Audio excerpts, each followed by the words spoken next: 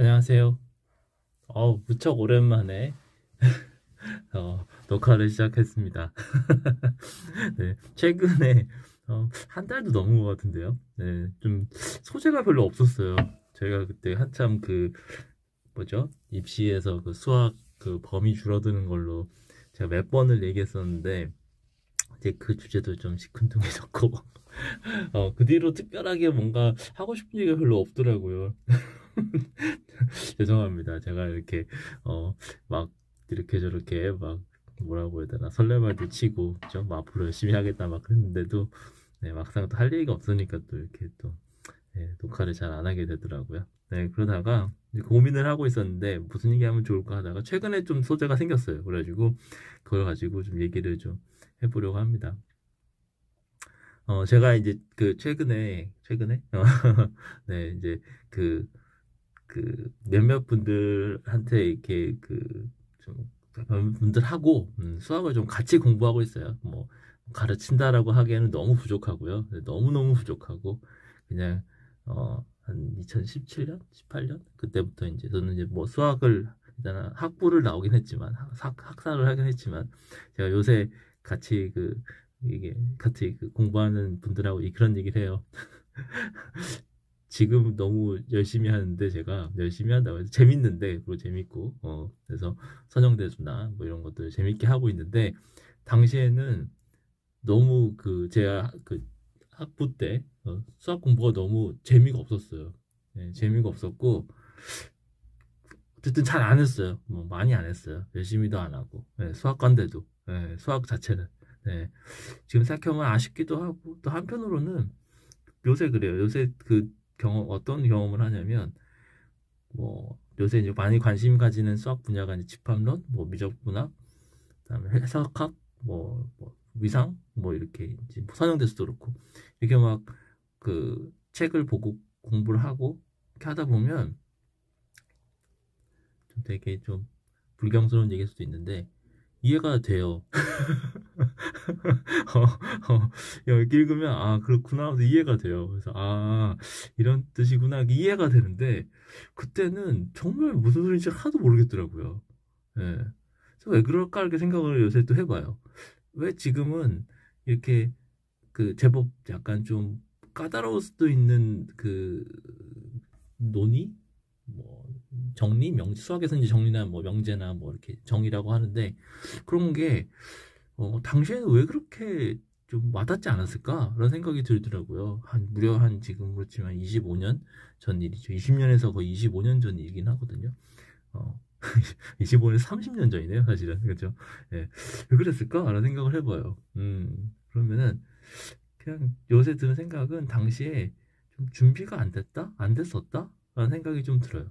너무 외부적인 환경, 뭐 예를 들면 뭐 선생님들이 불친절했다라든지 재밌게 가르쳐주지 않았다라든지 뭐 이런 것도 그렇게 남 탓을 할 수도 있었겠지만 그런 것 같아요. 그래서 요새 한 이제 제가 학부 들어간 게 93년이니까 지금 이제 한 거의 30년 지났잖아요. 아닌가? 맞죠, 맞죠. 30년이 지났는데 어 이제 와서야 좀 좀 뭐랄까 공부가 되고 재밌다? 그런 생각이 들어요. 예. 그리고 좀 더 어려운 주제에 좀 도전해보고 싶다? 이런 생각이 들어요. 그래서 당시에는 네, 뭐 30년 전이라 할게요. 30년 전에는 좀 그냥 뭐가 뭔지 모르겠더라고요. 네, 뭐가 뭔지 좀 불쌍한 얘기지만 그랬었어요. 뭐 학점이 뭐 좋지도 않았지만 엄청 나쁘지도 않긴 했는데 좋지도 않았죠 솔직히 그러니까 그러니까 뭐 그렇죠. 아무튼 요새 이제 많이 관심을 가지는 게 해석학 쪽을 요새 좀 특히 앞부분 쪽을 많이 보거든요. 네. 네. 어, 잠깐 사이렌 소리가 나가지고 네, 지금 약간 이어붙이려고 하고 있습니다. 네, 아무튼 해석학 앞에 부분을 보다가 무한에 대해서 관심을 많이 가졌어요. 제가 무한 쓰다가 사이렌이 울려가지고 네, 네 무한에 관심 많이 하다 이런 거 저런 거 보다가 문득 이런 생각이 들더라고요. 최근에 제가 이 무한도 무한이지만 이 무한이라고 유튜브에서 검색한 적은 없는데 어쩌다 보니 이게 수학에서의 무한에 대한 그 대중 강연 이런 것들을 많이 좀 보게 됐어요. 그래서 제가 이 성함을 외우지 못하는데 그 고등과학원 교수님이 말씀하신 것도 좀 듣고 하다 보니까 두 분이었는데 금종혜 교수님 이름이 하도 특이해가지고 금종혜 교수님 것도 본 것 같고요. 그다음에 한 분 김상 어쨌든 좀 젊으신 분. 제 생각엔 아마 학부 제 후배가 아닐까 생각이 살짝 든 이분은 선배님일 것 같고 이분은 후배님 것 같은데 아무튼 예 근데 이제 그 이런 얘기 중에 저는 무한이라고 하는 거가 그러니까 여기 이제 제가 한자로 약간 줄여서 한이 없다는 거죠. 무한이라는 게 한계가 없다라는 거잖아요, 그죠? 그러니까 리밋이 한계거든요, 영어로. 근데 한계가 없으니까 리밋리스 보통 이렇게 말하거든요. 예, 한계 없다. 그래서 근데 이 한계가 없다라는 거가 한없이 이런 말도 있어요. 우리나라 말로는 한없이. 그 한없이라고 하면은 우리가 일단 무한하고 이게 한없이 이렇게 하면은 뭔가 약간 커지는 쪽으로만 생각하시잖아요. 무한이라고 하면 약간 좀 유한한 거에 비했을 때 좀 그죠? 약간 좀 더 유한하다는 건 약간 좀 상대적으로 약간 적다, 작다 약간 그런 느낌이잖아요. 무한. 뭐 약간 그러는 건데 우리가 저도 최근에 또 이제 최근에 말이 너무 많이 나오는데 어 해석학 뭐 이런 걸 미적분 이렇게 보다 보니까 극한이 자연스럽게 나오잖아요. 근데 극한의 그 고등학교 버전 혹은 좀 순박한 버전 혹은 그러니까 자꾸 고등학교니 순박하니 뭐 이런 얘기하는 거는 그 우리가 이제 엄밀한 버전, 엄밀한 버전, 영어로 이게 리고러스한 버전. 보통 이제 미적분학 대학교 미적분학 책에 나올 때도 있고 안 나올 때도 있고 엡실론 대등론법 해석학에서 무조건 나오죠. 수학과 전공은 무조건 하죠. 그래서 사실 엄밀한 수학의 뭘까 발만 뭔가 이렇게 조금만 약간 찍고 간다 약간 그런 게 이제 그 대학교에서 미적분 엡실론 대타 다 무조건 배우셨을까요? 미적분 배우신 대학에서 미적분 배우시는 분들은 그런 건데 이제 수학과는 아무래도 이제 이거는 완전히 본인들의 전공이라고 생각해서 더 많이 열심히 배우죠. 근데 이제 그거 아니고 그거 아니더라도 그 극한 같은 거 미적분 같은 거 하고 싶잖아요. 그랬을 때 이제 그 자연어로 인간의 언어로 어떻게 표현하냐면 한없이라고 표현합니다. 근데 이 한없이가 첫 번째는 수열의 극한에서는 그 수열의 그 n 그죠? 수열의 정의와 수열도 함수니까 일종의 정의에 해당하는 n이 한없이 커지면이에요. 네, 한없이 커지면. 여기서 일단 한없이 크다는 얘기를 먼저 합니다. 그 다음에 이제 수열의 극한에서 이제 확장된 우리가 일반적인 함수의 극한은 보시다시피 이렇게 x가 a로 간다고 할 때 이게 꼭 이걸 무한대로 해도 됩니다. 일반 함수도 무한대로 가도 돼요. 무한대 그죠? 대로 가도 되는데 이렇게 어떤 수에 한없이 가까이 간다도 있어요. 한없이 가까이 간다. 한없이 커진다가 처음 시작이었고 한없이 커진다 플러스로 어떤 수에 한없이 가까이 간다. 이렇게 합니다. 그래서 이제 여기는 이제 가까이 가는 거니까 둘의 차이가 굉장히 작죠. 그러니까 무한 보통 소라고 생각할 수도 있을 것 같아요. 무한이 작은 거. 그래서 무한이 큰 것도 생각하고 무한이 작은 것도 생각하고 이러거든요. 근데 이제 이게 뭐냐라는 거부터 이제 이게 이런 거를 이제 그냥 한없이 이렇게 퉁치지 말고 제대로 얘기해 보자가 이제 수학 쪽에서 얘기하는 해석학과 그 아이들 이거든요. 대략 이러는데 제가 요새 이제 이런 주제에 관심을 많이 갖고 하다 보니 의외의 그 최근에 이렇게 금종희 교수님이나 김 교수님의 그 대중 강연에서 이렇게 봤던 거는 그 무한이라는 것도 대단하죠.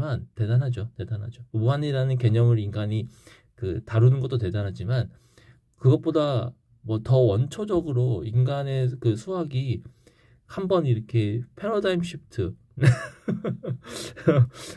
하게 된 큰 계기가 영이다라고 영의 발견. 이 얘기를 하시더라고요. 그래서 제가 이거 얘기 듣고 큰 감명을 받았어요. 왜냐면 무한이 많다, 무한이 가깝다 이런 얘기를 하죠. 먼저 지금도 많이 하는데 그 얘기의 그 무한, 그러니까 한이 없다라는 거잖아요. 한계가 없다. 그러니까 없다라는 거가 도대체 뭐냐? 라는 거부터도 좀 약간 좀 의구심이 들지 않으세요? 이성적인 의문? 뭐 이런 거 있잖아요. 네, 그런 게 좀 들죠, 그죠? 제가 요새 이 극한을 많이 다루면서 드는 생각은 왜 하필 이름을 극한 그 리밋이라고 졌을까? 우리가 극한하면 극자는 약간 좀 복잡하긴 하거든요. 다 쓰지 못하겠네. 근데 복잡한데 이 극이라는 게 보통 이제 어디 그 궁극에 뭐 끝에 약간 좀 약간 좀 끝까지 가는 느낌이잖아요. 그죠? 근데 끝까지 가는 느낌인데 이 극한이라고 하는 우리 이 이름 한자로 붙인 이 이름이 한국 영어로 여전히 리밋이거든요. 근데 이게 어쨌든 한계란 뜻이에요. 한계. 왜 한계라는 이름을 지었을까라는 생각이 드는 거예요. 왜냐하면 실제로 언어는 우리가 극한을 설명할 때 쓰는 말은 한계가 없거든요. 아, 맞구나. 한계가 없죠, 그죠? 리맨레슬리 무한히 한없이 무한히 가까워진다고 했어요. 무한히 커지고 무한히 가까워진다고 설명해놓고 그 값이 한계가 있대요. 그 값이 한계래. 여러분들 혹시 지금 제가 하는 말 듣고 맞는데? 하고 뭐 당연한데 이렇게 하시는 분들은 댓글을 한번 달아주세요.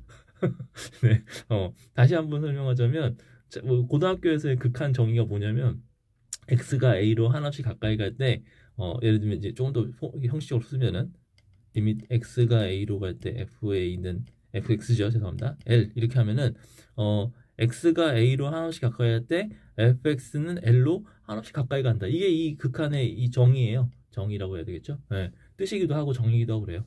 이렇거든요. 자, 근데 둘 다 지금 한없이라는 말이 쓰이는데 막상 이때 우리가 쓰는 말은 극한이에요. 그러니까 이 극한을 설명하는 말은 한없이라는 말인데 극한 자체는 한계야. 한계를 설명하는 말이 한계가 없어요. 지금 생각해보니까 좀 이러네. 이런 거죠. 이런 걸 뭐라고 해야 돼요? 모순이라고 부르기에는 너무 좀 더 재밌는 패턴 아닌가요? 네. 아무튼 지금 제 이 영상의 주제는 이게 아닌데 제가 저거 닦고 3000% 빠져가지고 되게 죄송한데요. 아무튼 얘기는 나중에 기회 되면 또 하는 걸로 하고 일단 0부터 좀 얘기를 합시다. 그래서 0이 이제 발견이 됐다고 하죠. 뭐 정확한 뭐 기원이나 그 언제라든지 뭐 어디서 뭐 이런 얘기는 어렴풋이 그냥 제가 뭐 정확하게 기억은 아니지만 뭐 몇천 년 전에 뭐 인도 그랬던 것 같아요. 네. 그런데 이게 뭐 이렇게 대단한 거냐라는 건데 이 없다, 있다, 없다에서 없다라는 거, 0이 이제 없다라고 생각을 없는 거라고 생각하잖아요, 그죠? 그래서 없는 거를 있는 걸로 표현한다, 있는 척한다, 약간 있는 것과 없는 것을 동등하게 다룬다, 약간 그런 게 이제 가능해진 거죠. 음, 뭐 가장 대표적인 아마 이런 게 아닐까 싶어요. 1에서 1을 빼면 0 되는 거. 그죠? 요런 것도, 만약에 0이라는 게 없었으면 1에서 1을 빼면 뭐지? 그런 숫자가 있나? 사과를 하나를, 이게 좀 그죠? 우리가 늘 생각하는 이런 거죠. 그죠? 사과가 하나인데, 하나를 먹었어. 사과 없잖아요. 그죠? 너 사과 몇 개 갖고 있어? 사과 없는데요? 이렇게 대답할 거란 말이죠. 사과 몇 개 갖고 있어? 사과 0개요. 이것도 맞는 말이죠. 그죠? 맞는 말이죠. 이제는 다 맞는 말이죠. 그죠? 0개랑 없다랑 이렇게 거의 같아요. 예. 근데 그 없다라는 말 대신 숫자로 0이라는 숫자로 똑같은 말을 할 수 있게 된다는 거죠. 그래서 그동안 그 없다라는 것을 수로 다루지 못해서 할 수 없었던 많은 것들이 없다라는 거를 숫자 0으로 표현하면서 많은 걸 할 수 있게 됐다는 거죠. 뭐 대표적으로 방정식들이 대부분 우변이 0입니다. 그죠? 예를 들면 x제곱 뭐 플러스 2x는 0 뭐 이런 식인 거죠. 그러면은 이게 이제 그렇게 생각해 보면 x제곱 플러스 2x 하면 없다는 얘기예요. 뭔가를 x제곱 플러스 2x를 했더니 없어. 근데 없다고 하면은 양쪽이 다 수가 아니잖아요. 그래서 한쪽이 이제 없는 수로 만든 거죠. 자, 그래서 이렇게 그 없다라고 하는 것을 0이라는 숫자로 이렇게 그 대표 이렇게 표현할 수 있게 되면서 가리킬 수 있게 되면서 수학이 한번 크게 발전을 합니다. 그래서 이제 제가 이 영상의 제목은 무에서 유로인데 보통 0 to 1이라고 영어로 얘기하시는 분도 있거든요. 근데 이 제로 자체가 뭐 지금 보세요. 이게 보통 스타트업에서는 제로 투 원을 뭐라고 표현하냐면 제가 몇 번 얘기한 것 같은데 그러니까 그냥 좀 아무것도 없는 상황에서 서비스를 딱 만들어가지고 서비스를 안 만든 상태인 거죠. 서비스 없는 상태야. 예를 들면 뭐 인스타그램 예를 들면 인스타그램 없었던 시절이 있었죠. 근데 인스타그램이 없던 시절에서 누가 인스타그램을 만들었어. 그래서 인스타그램 만들어가지고 없던 인스타그램을 만들어서 대박이 났잖아요. 그런 걸 제로 투 원이라고 그러거든요. 그러니까 뭐 이미 있는 서비스에서 뭐 인스타그램에 뭐 릴을 붙인다든지 이런 거는 이런 거 아니고, 그래서 이제 바닥부터 없던 바닥부터 완전히 뭔가 새로운 거를 만드는 거, 그래서 제로 투 원이라고 그러거든요. 그래서 그런 경험이 있냐 없냐 이런 거 물어봐요. 네, 스타트업 면접 같은 거 보면. 네. 그런데 이게 지금 그 벌써 무라는 거에 그 뭐라고 그럴까 대표 주자가 이 zero라는 영어 0이라는 거죠. 이런 거거든요.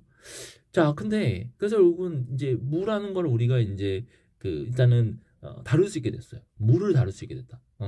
그래서 컴퓨터에서 프로그래밍 하시는 분들 혹시 이제 아시겠지만 뭐 널이니 뭐 막 그런 거 있잖아요. 뭐 자바스크립트인지 언디파인드도 있긴 한데 얘는 빼고. 그래서 많은 언어에서 nil이나 널 같은 그런 존재들이 있습니다. 존재들이 있어요. 이거는 보통 이제 리터럴이라고 보통 부르고 이제 어떤 특정한 값을 가리키는 거죠. 근데 이 것들이 대부분 뭘 가리키냐면 없다를 가리키고 있어요. 컴퓨터에서도. 그죠? 그래서 이제 특히나 이제 어떤 특정 언어에서는 이게 뭐 주소로도 그죠? 없는 것을 가리키는 대표 주소 같은 걸로도 쓰이기도 하고 뭐 자바나 뭐 다른 이런 주소를 직접 다루지 않는 언어 같은 경우에는 그냥 그 없음이라는 그 자체를 가리키는 상징 같은 그런 존재죠. 그런 거거든요. 그래서 사실 아마 이 자바스크립트나 자바나 뭐 이런 계열들 널이나 이런 닐 같은 이런 그 리터럴이나 있는 경우에는 아마 되게 편하게 쓰실 거예요. 그죠? 근데 그게 과연 뭐냐라고 하면 아마 쓰시면서도 아마 다 이해하고 쓰실 거예요. 왜냐면 이게 지금 어떤 변수가 예를 들면 널이다 그러면 그 변수에는 값이 없다라는 의미라는 거죠. 그러니까 없다라는 걸 가리키는 값이에요. 그러면 이런 철학적인 의문을 하게 되죠. 값이라는 뭔가 어떤 존재라는 게 존재는 값도 어떤 존재라고 하면은 없다라는 존재가 가능하냐, 그죠? 무라는 존재가 가능하냐라는 거죠. 무가 있냐라는 거죠. 무가 없다는 뜻인데, 그죠? 그러네. 무가 없다는 뜻인데 없다가 있냐? 없다가 있다가 없다가 막 이런 거잖아요. 이런 겁니다. 그래서 이게 근데 지금 보시면은 되게 이 수학 하시는 분들이나 지금 뭐 이미 수학을 12년 동안 이제 정규 교육을 다 마치신 분들 같은 경우에는 그렇고 프로그래밍 하시는 분도 그렇고 0이나 널 이런 개념을 지금은 대체로 그렇게 이상하게 생각하지 않으실 거예요. 그냥 그 없다라는 뭐 컴퓨터 쪽에서 얘기하는 상태죠. 그죠? 상태를 가리키는 어떤 방법인 거죠. 그죠? 그런 겁니다. 자, 숫자도 마찬가지로 이제 그렇게 해서 사람들이 무라는 걸 표현하는 거에 있어서 더 이상 두려움을 갖지 않아요. 예, 그래서 무, 영 이런 거죠. 여기 제로 이렇게 있듯이. 그래서 제로가 단어도 있고 지금 A 알파벳 네 글자잖아요. 그리고 우리가 제로라고 발음할 수도 있고 제로라는 단어는 존재하잖아요. 그리고 뭐 사람들이 이렇게 발음하면 다 알아듣잖아요. 근데 실제로 이게 가리키는 것보다 없다라는 거라는 거죠. 예, 그런 겁니다. 자, 근데 이제 여기서 이제 제가 여기서 끝나는 게 아니고 무에서 유라는 게 무라는 존재를 우리가 무라는 상태를 무라는 것을 우리가 그 무가 아닌 것들 유라고 생각할까요? 네, 그런 것들하고 동등하게 다룰 수 있게 됐잖아요. 여기까지는 이제 좀 어떻게 보면은 이제 받아들이죠. 지금 현대를 사는 사람들은 그러니까 무와 유가 동급이다, 동격이다, 뭐 이렇게 해도 사람들이 그렇게 이상하게 생각하지 않을 것 같아요. 자, 근데 이제 수학에서 이제 이런 과감한 생각을 합니다. 뭐냐면 무에서 유를 만들 수 없을까? 라는 생각을 하는 거죠. 이게 뭔 소리냐? 자, 제가 스크롤이 되겠지? 네, 스크롤 조금만 하겠습니다. 자, 무슨 얘기냐면은 이제 여기서 이제 그 0이라는 개념을 가지고 이런 생각을 해봐요. 집합 기억나시죠? 요새 우리나라 고등학교에서 집합 아직도 있습니다. 가르칩니다, 아직. 그래서 혹시 이제 집합을 아직 배우지 못한 분이나 고등학교 아직 안 되신 분이겠죠? 아니면 혹은 배웠는데 뭔 소리인지 까먹었다고 하시는 분들은 잠깐 어디 가서 집합을 좀 보고 오세요. 네. 자, 그러면 거기 집합을 배울 때 우리는 뭐 집합론이라고 이제 그 거창한 학문으로 생각할 수도 있지만 거기에서 공집합이라는 개념이 나옵니다. 표기를 이렇게 써요. 0에다가 이렇게 사선을 그어서 공집합이 뭐냐면은 다른 표기법이 뭐냐면요. 이게 집합을 표현하는 방법인데 원소 나열법으로 원소가 없죠? 비어 있죠? 원소가 없다는 뜻입니다. 그래서 공집합, 빈집합 뭐 이런 거죠. 자, 근데 원소가 없어요. 예, 원소가 없다. 벌써 없다죠? 그죠? 예, 거의 0이에요. 집합계의 0이에요. 예, 그런 거죠. 이걸 우리가 또 받아들이거든요. 공집합. 음, 무 없어. 무입니다. 무. 자, 이제 여기서 시작하겠다는 겁니다. 자, 그럼 뭐 어떻게 시작할 거냐? 이 현대 수학이 이 한번 이렇게 그 엄밀함으로 이렇게 그 방향을 이렇게 잡으면서 이 논리라는 이제 수리 논리라고 뭐 거창하게 얘기할 수도 있겠지만 어쨌든 이렇게 그 공리나 뭐 정의나 뭐 이런 것들 수학에서는 특히나 공리라고 해야 되죠. 그래서 일단 그 전제를 바탕으로 논리 체제를 가져 나가려고 그래요. 근데 거기에서 이제 그 기반이 되는 또 그 시스템 체계가 바로 집합론입니다. 집합입니다. 그래서 그 얘기는 무슨 얘기냐면은 수학의 모든 체계를 집합으로 다루려고 그래요. 집합으로 쌓으려고 그래요. 네, 그렇거든요. 자, 그래서 이거의 출발점이 뭐냐면요. 자연수입니다. 수. 네. 자, 그래서 하고 싶은 얘기는 뭐냐면 자연수를 이 집합으로 만들어 나가고 싶어요. 바닥부터. 0 to 1. 네. 그래서 그럼 그 출발점이 뭐냐? 공집합이 있다. 이겁니다. 무가 있다. 태초에 무가 있다. 무가 있다. 아하. 무가 없다는 뜻인데 자꾸 없다가 있다가 막 그러고 하지만 어쨌든 무가 있습니다. 무라는 건 있어야 돼요. 0 to 1, 0가 있어야지 시작을 하죠. 그래서 무라는 게 있어요. 없다가 있어요. 근데 그 없다라는 거를 이렇게 공집합으로 이렇게 했어요. 자, 그래서 여기서 자연수의 시작점을 보통 우리는 1로 하지만 0으로 하겠습니다. 이번에는. 그래서 0이라는 숫자를 공집합을 0이라고 한번 생각해 보자는 거죠. 이걸로 하니까 좀 웃기네. 이렇게 된 겁니다. 근데 약간 의미가 약간 의미상 그냥 그죠. 여러분들 그냥 직관적이라고 할 수도 있고 약간 통하죠, 그죠? 얘도 없다고 얘도 없다니까 그럴듯한데라는 생각이 들죠, 그죠? 여기까지는 그럴듯해요. 여기까지는. 근데 그 다음에가 좀 그렇죠. 이게 자연수를 정의를 만들어 나가는 거예요. 자연수 없어요, 지금. 아직까지 자연수라는 게 없어. 우리한테 있는 거는 공집합밖에 없어요. 없다밖에 없어요. 근데 거기에서 있다로 가고 싶은 거예요. 그 다음 있다가 뭐다? 그 다음 있다. 바로 다음 있다. 1이죠, 1. 네, 자연수 1. 1을 만들려고 합니다, 지금. 무에서. 자, 그래서 어떻게 만들 거냐? 0은 있어요. 0은 있는데, 0 플러스 이러면 안 되고, 지금 플러스도 없어요. 그래서 어떻게 하고 싶냐면, 얘를 좀 어떻게 좀 활용을 하고 싶은데, 무를 좀 활용하고 싶다. 어떻게 활용하고 싶냐? 답부터 그냥 빨리 얘기하면은, 이렇게 하고 싶은 겁니다. 아유, 제가 정확히 기억하는지, 0,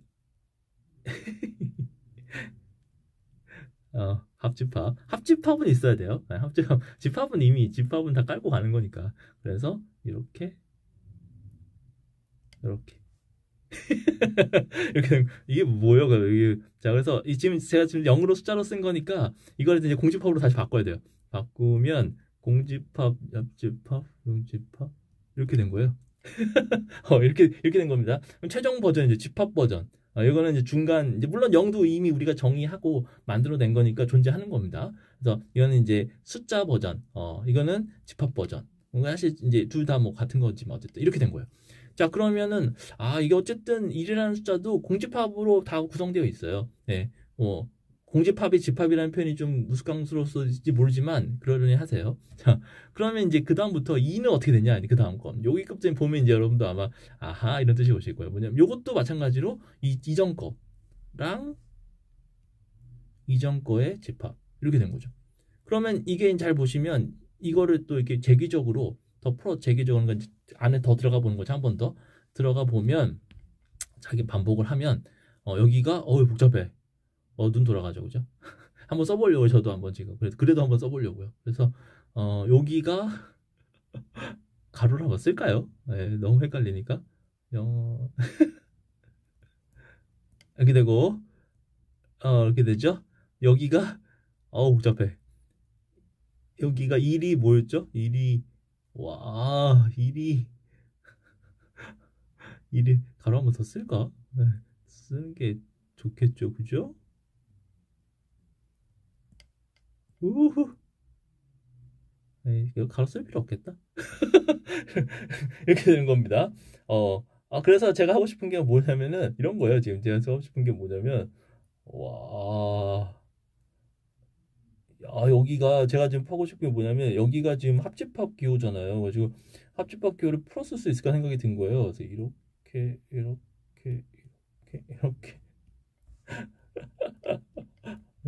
이렇게 여기까지. 공집합으로 쓰고 싶으세요? 공집합 쓰면 되죠. 뭐 그냥 0대신 공집합 쓰면 되죠. 뭐.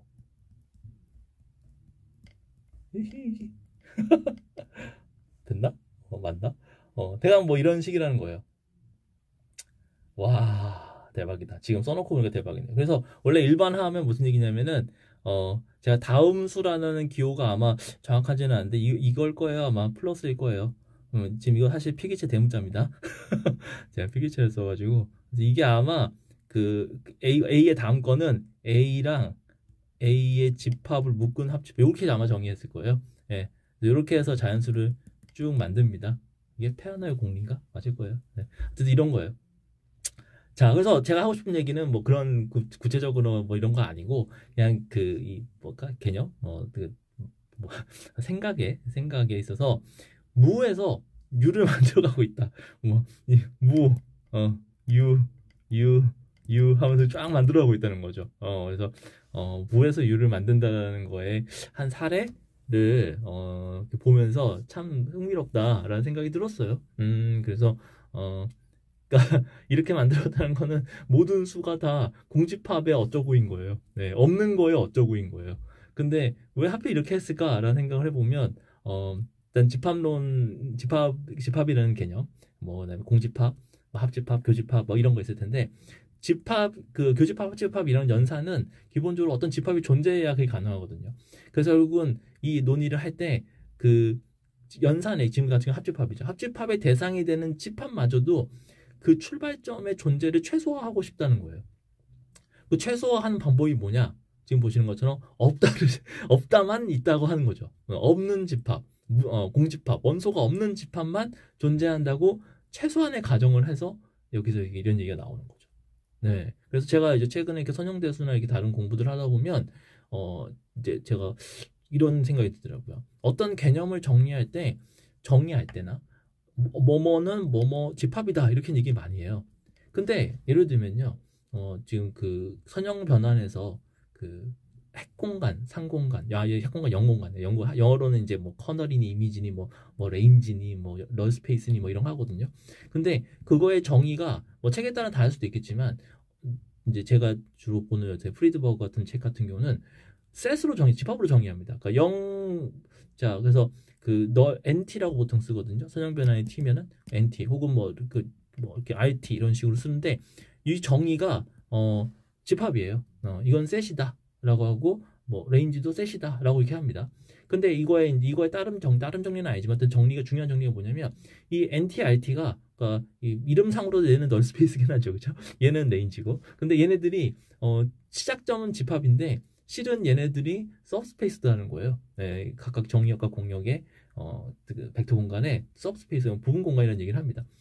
그래서 신호 생각이 들어요. 왜 정의할 때부터 그냥 심지어 얘는 이름 자체도 널 스페이스인데 그냥 부분 공간입니다 이렇게 하면 될 것 같고 왜 부분 집합으로만 정의를 했을까 생각이 들거든요.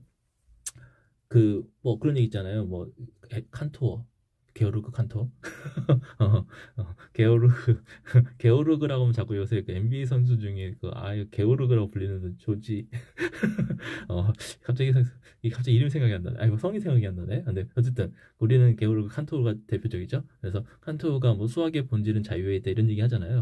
근데 저는 요새 그거에 뭐 맞는지 어쩐지 모르겠지만 제 나름대로 생각하는 거는 이렇게 보고 있으면 출발점을 굉장히 작고 느슨하게 갖고 가고 싶어 해요. 그러니까 처음부터 결론을 딱 얘기할 수도 있는데, 이미 뻔한 얘기를 결론부터 그러니까 선빵을 칠 수도 있는데도 시작을 그렇게 안 해요. 그래서 자 일단은 뭐 레인지나 뭐 널 스페이스나 일단 시작은 집합이야 이렇게 하는 거죠. 그 왜 그럴까 생각해 보면은 어쩌면 여기서 그 여지를 주는 게 아닐까 하는 생각이 들어요. 이게 여지라는 게 자유냐라고 하신다면은 저는 요새 그런 느낌이 드는 거죠. 예, 그래서 이게 처음부터 빡빡하게 그냥 뭐 정답이라고 해야 되나? 어쨌든 그런 것보다는 일단은 많은 가능성을 좀 열어둔다. 가능성을 많이 열어두는 그 방법이 뭐냐 한다면 이 수학에서는 지금 이렇게 집합으로 정의를 한다는 거죠. 집합으로 정의를 해놓으면 그 이 집합을 가지고 뭘 할지는 너네들이 알아서 해라. 뭐 그런 느낌인 거예요. 그래서 이제 우리가 집합 이렇게 자유라고 하는 게 어쨌든 기반이 있어야 되잖아요.